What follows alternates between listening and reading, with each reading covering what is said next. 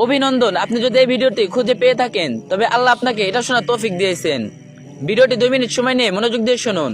আপনি যদি কোনো হারাম জিনিস আঁকড়ে ধরে থাকেন, নিজের নফস আর ইমানের মাঝে আটকে পড়ে থাকেন, এই কথাগুলো আপনার জন্য। হয়তো আপনি আগেও ছাড়তে চেয়েছিলেন, কিন্তু কষ্ট, আসক্তি, একাকিত্বের ভয় সব মিলে আবার ফিরে গেছেন সে একই জায়গায়।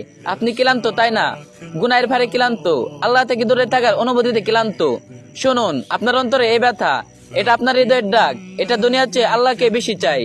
তাই আজ আমি আপনার জন্য দোয়া করছি, হে আল্লাহ তাকে সেই শক্তি দান করুন যেন সে আপনার পছন্দের জিনিস থেকে দূরে সরে যেতে না পারে, যদিও তার হৃদয় সেটাকে ভালোবাসে। হে আল্লাহ, অনুগত্যকে তার কাছে এমন মিষ্টি করে দিন যেন কোনো গুনাহ আর তাকে আকর্ষণ না করে।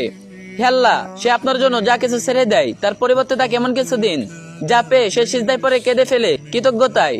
হে আল্লাহ, তাকে এমন মানুষদের সাথে রাখুন যারা তাকে আপনার কথা স্মরণ করায়, আর দূরে রাখুন তাদের থেকে যারা তাকে আপনার পথ থেকে সরিয়ে দেয়। হে আল্লাহ, তার ইমানকে এত দৃঢ় করে দিন যেন কোনো হারাম জিনিস আর তাকে আকৃষ্ট করতে না পারে। হে আল্লাহ, তার অতীতের সব গুনাহ ক্ষমা করে দিন এবং সেগুলোকে জাহান্নামের কারণ না বানিয়ে জান্নাতের কারণ বানিয়ে দিন। যদি আপনার হৃদয় আমিন বলে ওঠে তবে এটাকে একটা ইশারা হিসেবে নিন। এখনই সময় সবকিছু ছেড়ে দিয়ে আল্লাহর দিকে ফিরে আসার, কারণ আল্লাহ কখনো কাউকে নিরাশ করেন না। রাসূল সাল্লাল্লাহু আলাইহি ওয়াসাল্লাম বলেছেন, যে ব্যক্তি আল্লাহর সন্তুষ্টির জন্য কোনো কিছু ত্যাগ করে আল্লাহ তাআলা তাকে তার চেয়ে উত্তম কিছু দান করেন। মুসনাদে আহমদ হাদিস। বিশ্বাস রাখুন, এটা আল্লাহর সত্য প্রতিশ্রুতি।